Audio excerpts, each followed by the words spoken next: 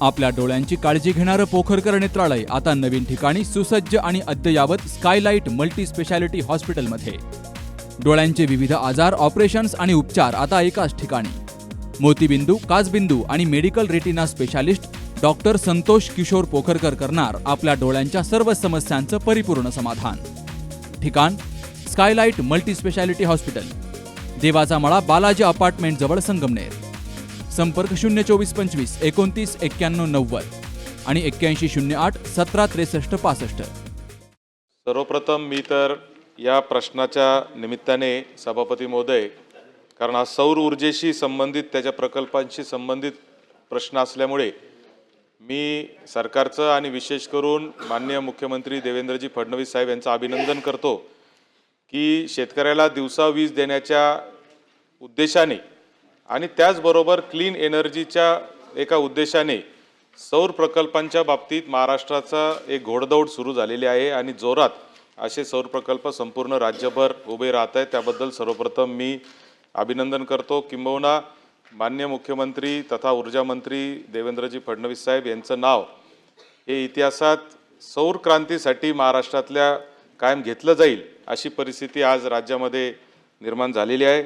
मात्र हे होत असतानाच टाकी डोकेश्वर तालुका पारनेर जिल्हा अहिल्यानगर इथला एक प्रसंग जो आहे त्याच्याबद्दल मी प्रश्न विचारला होता.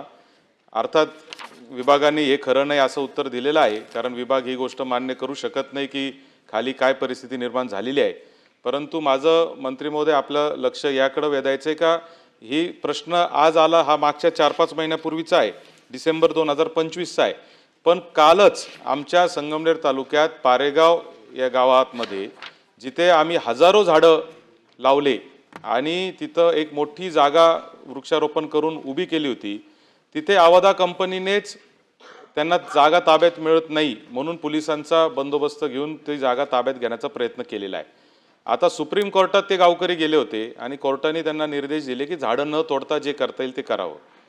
आता गावाची मागणी अशी होती की झाडं तोडायचे ठीक आहे, समजा त्या आवदा कंपनीने 4.5 कोटी रुपये CM साहेब ते सामाजिक वनीकरणकडे जमा करून ठेवले त्याच्या अगेन्स्ट जे तोडायचे त्याच्या गावकऱ्यांचं म्हणणं असं आहे की आम्ही झाडं लावले, त्याला मोठं केलं, हे पैसे आमच्या गावाला जर दिले तर आम्ही याचं चांगलं विनियोग करू शकतो, तर ते सामाजिक वनीकरणकडे गेले, त्याचा विनियोग कसा होईल आम्हाला माहीत नाही.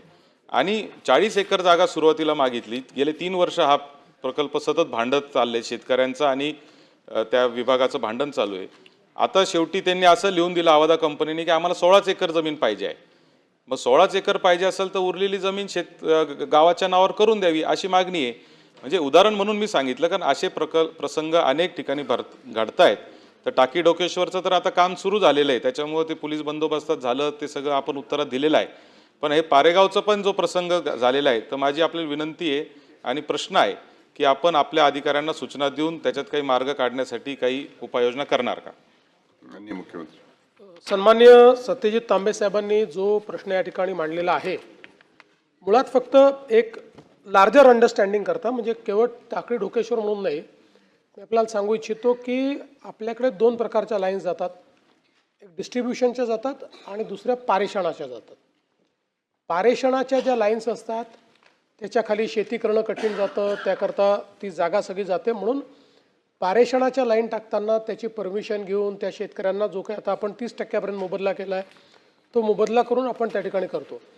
पण डिस्ट्रीब्युशनच्या ज्या लाईन्स आहेत त्या लाईन्स मात्र वितरणाच्या ज्या लाईन्स आहेत त्याच्याकरता कुठली परवानगी नाही घ्यावी लागत.